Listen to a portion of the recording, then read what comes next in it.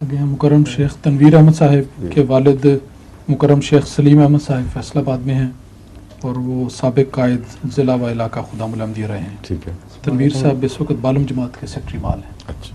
السلام علیکم. وعلیکم السلام ورحمۃ اللہ.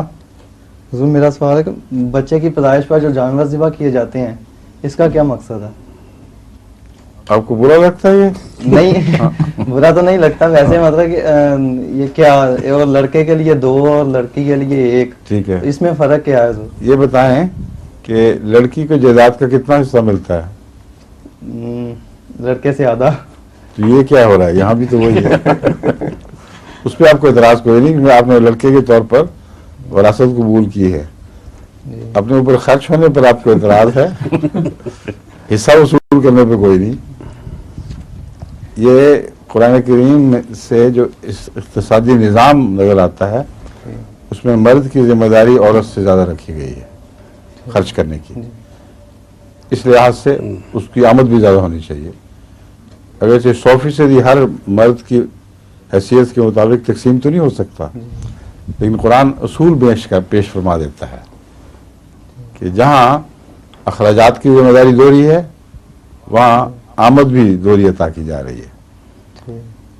اور وہی اصول یہاں بھی کام کر رہے. دیکھیں آپ پیدائش کے وقت بھی مرد کی دفعہ 2 قربانیاں کرنے کا حکم ہے، عورت کی دفعہ 1. جو کم حصہ پاتی ہے اس کی نسبتاً قربانی بھی کم ہوگی، جو زیادہ حصہ پاتا ہے اس کی نسبتاً قربانی بھی زیادہ ہوگی. اور قربانی کا مضمون جو ہے یہ حج سے تعلق رکھتا ہے، اور سر مڑانے کا مضمون بھی حج سے تعلق رکھتا ہے جو آنے والی ہے. تو مطلب یہ ہے کہ بچپن ہی سے بچوں کو خدا کے حضور وقف کرنے کے لیے تیار کرو. اور بڑے ہو کر جو سر مڑا کے بیت اللہ کا طواف کرو گے، اگر بچپن سے ان بچوں کی تربیت ٹھیک نہ ہوئی تو وہ ایک بےمانی سی بات ہو جائے گی. وہ قربانیاں بھی کوئی پھل نہیں دیں گی اگر آغاز ہی سے بچوں کو ان قربانیوں کے لیے اور ان باتوں کے فلسفے کو سمجھاتے ہوئے ان کی ذہنی تربیت کی کوشش نہیں کرو گے، دینی تربیت کی کوشش نہیں کرو گے. یہ پیغام ہے. اصل میں لوگ گوشت کھا جاتے ہیں، پیغام بھول جاتے ہیں. ٹھیک ہے. اس کا کوئی ٹائم بھی ہے کہ اتنی دیر میں ہونی چاہیے؟ 7 دن کے اندر اچھا. یہی ہے سنت کے مطابق. 7ویں دن یعنی 7 دن کے دن 7ویں دن یہ عقیقہ کی پیش ہوا کرتا تھا.